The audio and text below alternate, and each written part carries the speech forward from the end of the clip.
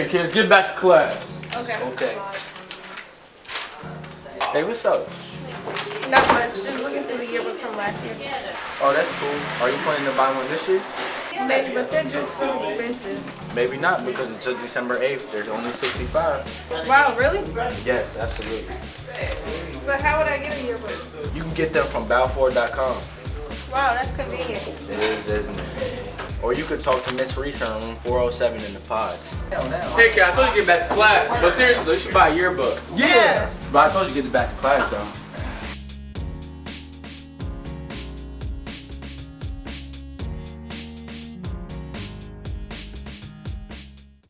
Good morning, Patriots. I'm John Graham Smith. Today is Tuesday, December 4th, and here are your morning announcements.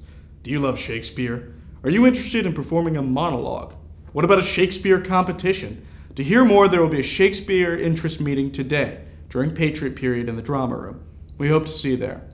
VHSL auditions are being moved to Thursday, December 6th, from 4 to 7 p.m. in the auditorium. Hope to see you there, too. Students and staff, help the German Club and German Honor Society support the local food bank, the Angel Tree, and the International Justice Mission. This week, you can buy German chocolate-filled advent calendars to count down December. Buy them for anyone you know who likes chocolate. The calendars cost $5 each. See German Club or Honor Society members or come to room 231 or room 227. Students, this week is Computer Science Education Week. Answer the daily trivia question to be the first to give a correct answer in person to Miss Mason in the Media Center to win a prize. Only one winner per day this week. Today's question: who developed Java programming language? Attention any spring or fall athletes. Coach Scott is running weightlifting and conditioning every Monday, Wednesday, and Friday morning from 7:35 to 8:30 in the field house. If you have any questions, please see Coach Scott in room 115. In sports news, here's the latest segment of the Patriot Report.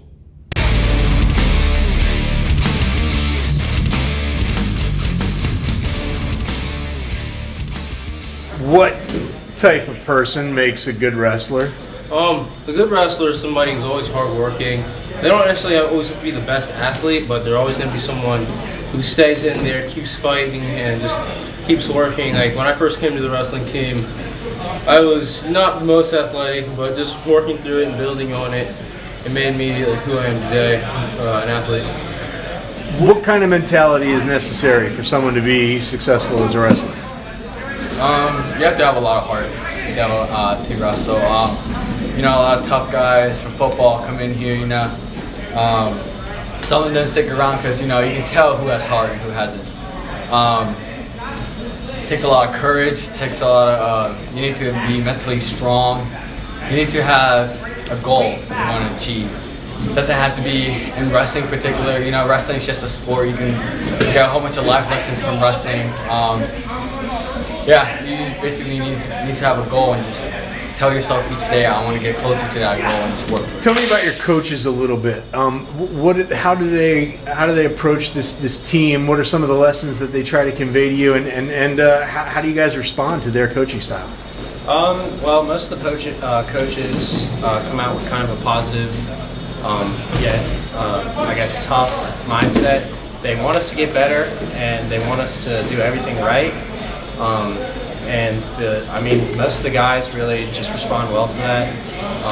Just work as hard as they can, basically, and get better every day. So I've been talking to some of your senior captains. Can you give us a little insight on them? I imagine they're the team leaders this year. Can you talk a little bit about their personalities, their approach, and how they kind of influence the rest of the squad? Yeah, so we have 3 seniors that are captains this year. Yared Velasquez, who has been wrestling since he was a freshman. He'll be wrestling at 126 this year, so historically he's been one of our better wrestlers. Last year he really took off, placing in a lot of big tournaments. Unfortunately, took a pretty nasty injury right at the end of the season during the regional tournament that didn't allow him to go to states. But we have a very good feeling that he will be definitely one of our state qualifiers this year. Donovan Berry is also a senior. He's been wrestling here since he was in 8th grade. He's jumping up a weight class this year to 220. He was a 5A state alternate last year at 5A. And was regularly the drill partner with Brock Shorten, who is one of our 2-time state qualifiers in the last 2 years, who's gone on to Virginia Tech now. And then Thomas Vales is a senior as well. He's been wrestling since 8th grade.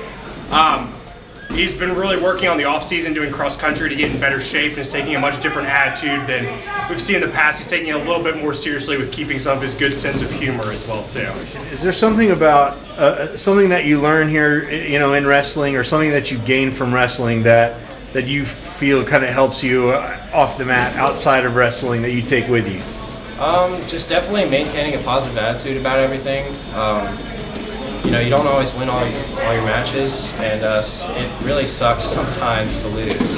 And part of wrestling is just keeping your head up and staying positive about it, and that's really helped me off the mat. What can people expect? People who haven't seen wrestling, what can they expect when they come out to watch a wrestling meet? It's fast. When somebody starts wrestling, the longest it's ever going to take is 6 minutes, and if it's a good match, it'll go the full 6 minutes. A lot of really sweaty people working really, really hard. You'll see some pretty good takedowns. You'll see some moments where you'll go, ooh, but they all know what they're doing. It's not that bad to get taken down every single time, but it's a good time to come out and watch. I'd encourage anybody to come out and watch at least one match this season.